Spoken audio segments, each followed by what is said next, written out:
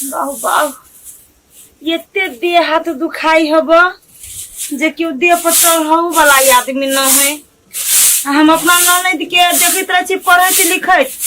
तो कोनो टहलो अढ़ाव के नहीं मन करते रही हब आ काम धंधा नहीं करे के मन करी हब। अभी वो कते देर में अति पढ़ के की जाने गेलिए अभी वो कते देर में पढ़ के अति नहीं घर ना बाहर छी कहा ना अथी काजल के बियाह दिया नहीं रही कहने वो लड़का दिया हमरा नहीं जाके लड़का दिया ओकर काका आइल है तो करब से बात विचार हमरा कह दू हम जा छी ओकरा कहला लड़का के काका आइल हबा। हां ये कन्या हमर तो मन छला कजरी के बियाह क दितिए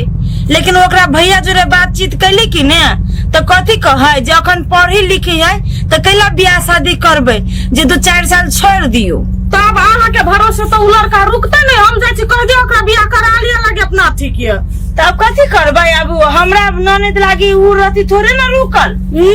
यहाँ सब लेकिन बार पढ़ाई लिखाई पे उतरल छी पढ़ लिख के कथी करते ये लड़का जे यहन सुंदर है ने कमाई खटाई में बाते छोड़ू तब हमरा कथी कहे छी से कहू त